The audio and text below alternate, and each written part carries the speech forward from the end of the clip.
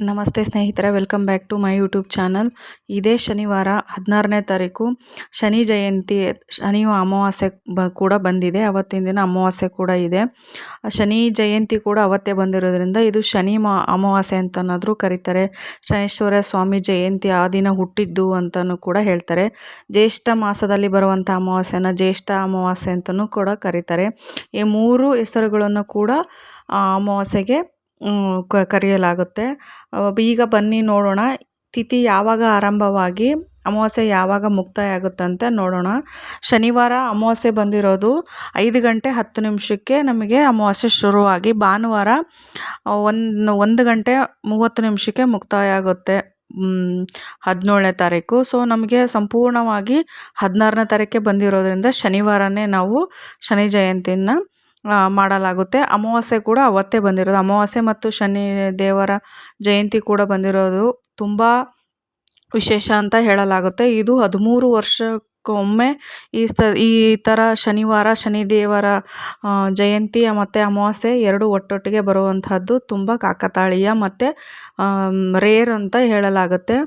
ಈಗ ಶನಿದೇವರ ಯಾವ ರೀತಿ ಪೂಜೆ ಮಾಡೋದು, ಅಮಾವಾಸ್ಯೆ ಯಾವ ರೀತಿ ಪೂಜೆ ಮಾಡೋದು ಅಂತ ನಾವು ನೋಡ್ತಾ ಹೋಗೋಣ. ಶನಿ ಸೂರ್ಯದೇವರ ಮತ್ತು ಛಾಯಾದೇವಿಯ ಪುತ್ರನಾಗಿ ಶನಿದೇವರು ಜನಿಸ್ತಾನೆ ಅವತ್ತಿನ ದಿನ. ಸೊ ಶನಿಗೆ ಸಾಡೆ ಪಂಚಮ ಶನಿ, ಎಲ್ಲ ಪಾಪ ಕರ್ಮಗಳನ್ನು ಕಳೆಯುವಂತಹ ಫಲ ಶನಿದೇವರಿಗೆ ಇರೋದ್ರಿಂದ ಮೋಸ ಮಾಡೋದಾಗಲಿ, ಒಬ್ರಿಗೆ ಸುಳ್ಳು ಹೇಳೋದಾಗಲಿ, ಹೆಣ್ಮಕ್ಳನ್ನ ಕಿಚ್ಚೊಯ್ಸೋದಾಗಲಿ, ಹೆಣ್ಣು ಮಕ್ಕಳಿಗೆ ನಿಂದನೆ ಮಾಡೋದಾಗಲಿ, ಬೈಯೋದಾಗಲಿ, ಸುಳ್ಳು ಹೇಳೋದು, ಕೊಲೆ ದರೋಡೆ ಈ ಥರ ಮಾಡೋದಾಗಲಿ, ಈ ಥರ ಎಲ್ಲ ಮಾಡಿದರೆ ಅದಕ್ಕೆ ತಕ್ಕಂಥ ಪ್ರತಿಫಲಗಳು ಕರ್ಮಕ್ಕೆ ಕರ್ಮಾನುಸಾರವಾಗಿ ನ್ಯಾಯಕ್ಕೆ ತಕ್ಕಂತೆ ಅವ್ರು ಎಷ್ಟು ಪಾಪಗಳನ್ನು ಮಾಡಿದರೆ ಅದಕ್ಕೆ ತಕ್ಕಡಿಯಲ್ಲಿ ತೂಕ ಹಾಕಿ ಅದಕ್ಕೆ ಏನು ಶಿಕ್ಷೆ ಕೊಡಬೇಕು, ಎಷ್ಟು ಕರ್ಮಕ್ಕೆ ಎಷ್ಟು ಫಲಗಳಿವೆ, ಎಷ್ಟು ಫಲ ಇವರು ಒಳ್ಳೇದು ಮಾಡಿದರೆ ಅದಕ್ಕೆ ಎಷ್ಟು ಕರ್ಮ ಅನುಭವಿಸ್ಬೇಕು ಅಂತ ಅದನ್ನೆಲ್ಲ ತೀರ್ಮಾನ ಮಾಡಿ ಅದಕ್ಕೆ ತಕ್ಕಂತೆ ಶಾಸ್ತಿ ಕಷ್ಟ ಅಂತ ಏನು ಹೇಳ್ತಾರೆ ಅದು ಅವನ ಕೆಲಸ. ಅದು ಶನಿದೇವರ ಕೆಲಸನೇ ಅಂಥದ್ದು. ಯಾರು ಪಾಪಕರ್ಮಗಳನ್ನು ಮಾಡ್ತಾರೆ ಅದನ್ನು ತಕ್ಕಡಿಲಿ ಹಾಕಿ ತೂಗಿ ಅವ್ರಿಗೆ ಒಳ್ಳೇದು ಯಾವುದು ಕೆಟ್ಟದ್ದು ಯಾವುದು ನೋಡಿಬಿಟ್ಟು 7 ವರ್ಷಗಳ ಕಾಲ ಶನಿ ನಮ್ಮ ಎಲ್ಲ ರಾಶಿಗಳಿಗೂ ಬರ್ತಾನೆ. 7 ವರ್ಷಕ್ಕೊಮ್ಮೆ ಬರ್ತಾನೆ. ಅದರಲ್ಲಿ ನೋಡ್ತಾನೆ ಪಂಚಮ ಶನಿ, 7.5 ಶನಿ ಎಷ್ಟೆಷ್ಟು ವರ್ಷ ಇರುತ್ತೋ ಕೊನೆಗೆ ಆ ಶನಿ ಮುಂದಿನ ರಾಶಿಗೆ ಹೋಗ್ಬೇಕಾದ್ರೆ ಒಳ್ಳೇದು ಮಾಡೇ ಮಾಡ್ತಾನೆ. ಯಾಕಂದರೆ ನಮ್ಗೆ ನಾವು ಮಾಡಿದಂಥ ಒಳ್ಳೆ ಕರ್ಮಕ್ಕೆ ಬೆಲೆ ಕೊಡಬೇಕಲ್ವಾ. ಸ್ವಲ್ಪನಾದರೂ ಒಳ್ಳೆ ಕರ್ಮ ಮಾಡಿರ್ತೀರಲ್ವ, ಆ ಕರ್ಮಕ್ಕೆ ಬೆಲೆ ಕೊಟ್ಟು ಕೊನೆಗೆ ಬೇರೆ ರಾಶಿಗೆ ಹೋಗ್ಬೇಕಾದ್ರೆ ಒಳ್ಳೆಯದನ್ನು ಮಾಡಿನೇ ಬೇರೆ ರಾಶಿಗೆ ಹೋಗೋದು. ಇದು ಆ ದೇವರ ಕೆಲಸ. ಅದು ಒಬ್ಬರಿಗೆ ಒಂದೊಂದು ಗ್ರಹಗಳಿಗೆ ಒಂದೊಂದು ಕೆಲಸ ಇರುತ್ತೆ. ಅದೇ ಥರ ಶನಿಯ ಕೆಲಸ ಪಾಪಕರ್ಮಗಳನ್ನು ತೂಗಿ ತಕ್ಕಡಿಯಲ್ಲಿ ಎಲ್ಲ ರಾಶಿಗಳಿಗೆ ಯಾವ್ಯಾವ ರಾಶಿ ಕರ್ಮ ಮತ್ತು ಅವ್ರಿಗೆ ತಕ್ಕಂತೆ ಫಲನ ಕೊಡೋದು ಈ ಶನಿದೇವರ ಕೆಲಸ ಆಗಿರುತ್ತದೆ.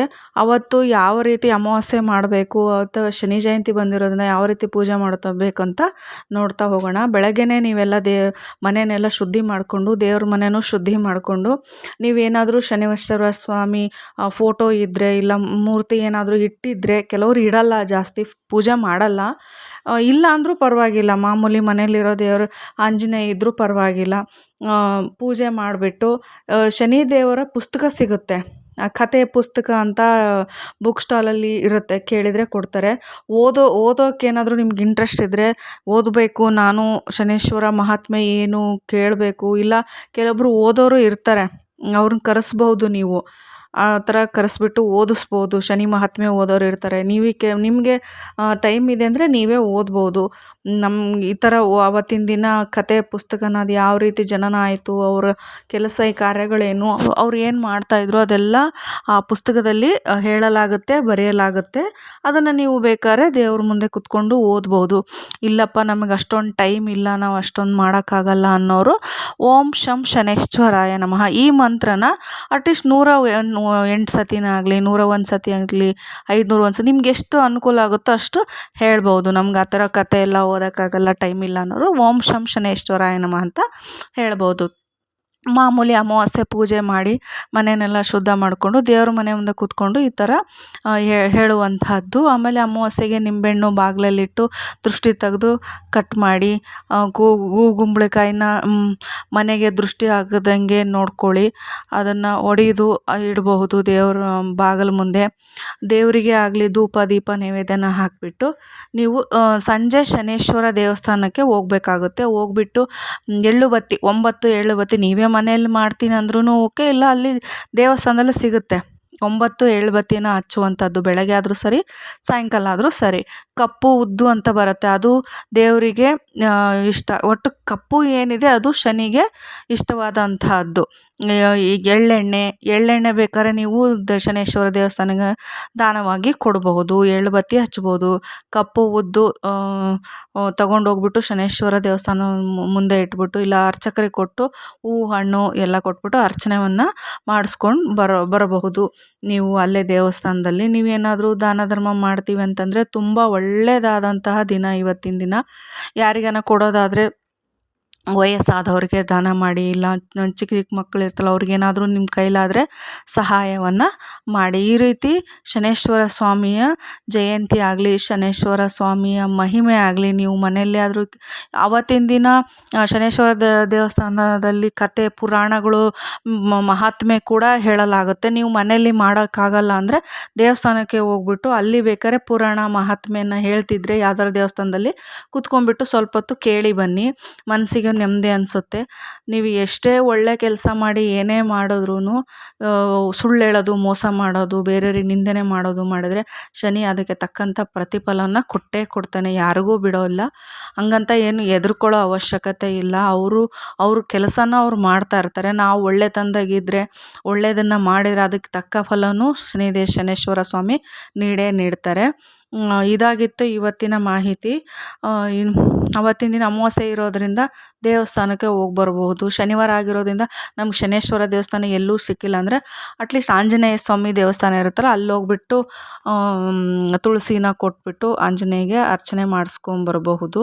ಈ ದಿನ ಶನೇಶ್ವರ ಸ್ವಾಮಿಯ ಜಯಂತಿನೂ ಇದೆ, ಅಮಾವಾಸ್ಯೆನೂ ಇದೆ, ಮತ್ತು ಶನಿವಾರನೂ ಕೂಡ ಬಂದಿದೆ. ಇದು ತುಂಬ ವರ್ಷಗಳ ಬಳಿಕ ಅಂದರೆ 13 ವರ್ಷಗಳ ಬಳಿಕ ಬಂದಿರುವಂಥದ್ದು.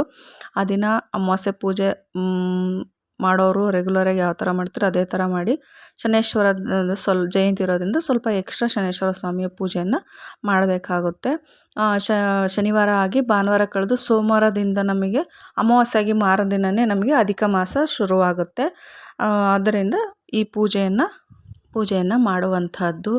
ಪುರೋಹಿತರಿಗಾದರೂ ಕೊಡ್ಬೋದು, ಅರ್ಚಕರಿಗಾದರೂ ಕೊಡ್ಬೋದು, ದಾನ ಧರ್ಮವಾಗಿ ರೂಪದಲ್ಲಿ ಎಳ್ಳು ಬತ್ತಿ ಎಳ್ಳೆಣ್ಣೆ ಏನಾದರೂ ಇದ್ದು ನಿಮ್ಮ ಕೈಲಿ ಸಹಾಯ ಮಾಡಿ.